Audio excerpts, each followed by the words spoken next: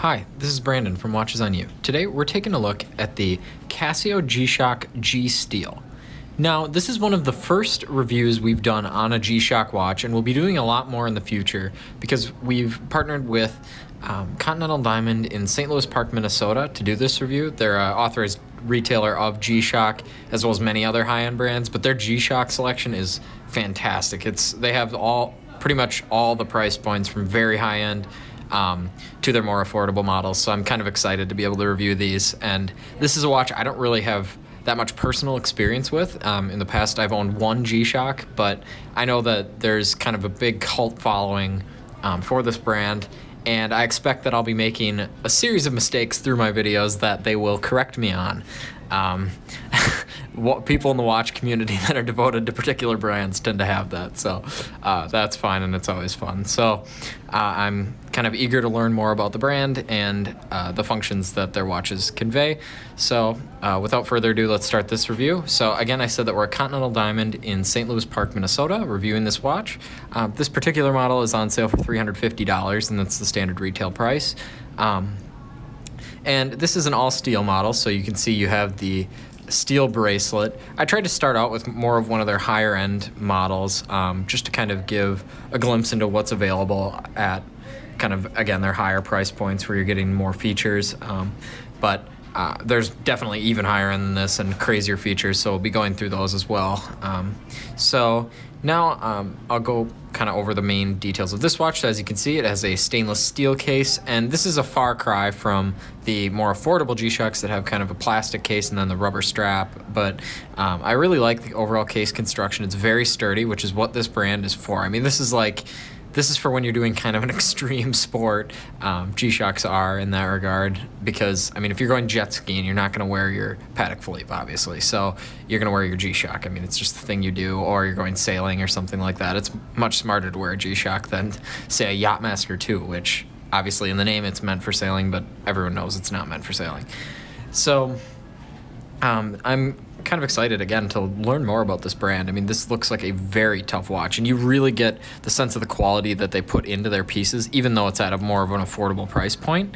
And now I'll go through the actual individual features of this piece. So as you can see, what you have here is you have 3 screens, and the one on the right explains, or the one at 3 o'clock, I should say, explains like what function you're dealing with. So right now I'm in the timer functionality, so that's just a standard timer. And this watch does have, so it has a timer where an alarm will go off after a certain number of time has elapsed, or a certain amount of time has elapsed, but then it also has a alarm for like a particular time during the day, and you actually get 5 individual alarms. So that's a very useful feature.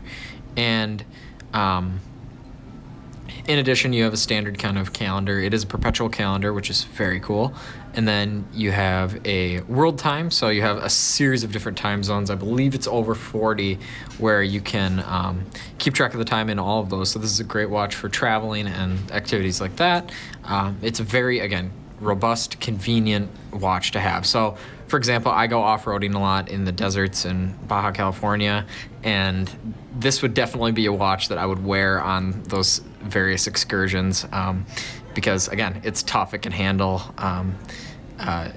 dirt and all that stuff, and the vibrations that would go along with an ATV going at high speeds, drifting around corners. So that's the world time feature. Now there is a standard chronograph. Sorry, I have to scroll through these again.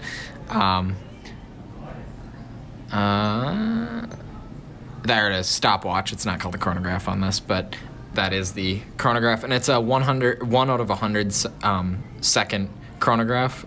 So it goes to 2 decimal places on the second, which is very accurate. It's definitely more than most mechanical watches. I know Tag Heuer made a movement. I think it could track to 1/10,000th of a second. It was the micro girder. I mean, and the like center hand would really, like, it would fly around the dial, and you should really check it out. I'll post a video to it. They made it a few years ago, and no one's really talked about it since. But anyway, moving back to this watch, I'll move on to a wrist shot. Now, this is one of the larger G-Shocks. It's 59 millimeters, which is huge, but it's a G-Shock. It should not be kind of put in the same category as other watches because obviously you're not going to wear this with a suit or anything like that. It's definitely for sports or something more active. So a larger size is conducive to that. It has a higher legibility.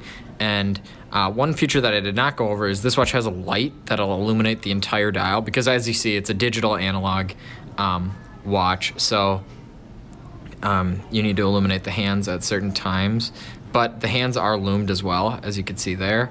But if you needed access to the other subdials during the night, you'd use that light.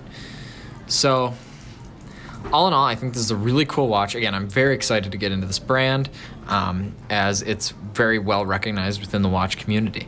So again, we're at Continental Diamond in Minneapolis, Minnesota. I'll be leaving a link in, or not Minneapolis, St. Louis Park, sorry, close to Minneapolis. So I'll be leaving a link in the description to their website where you can get in contact with them, and we'll also display their phone number after this. So thanks again, and remember to like, subscribe, and share. Thank you.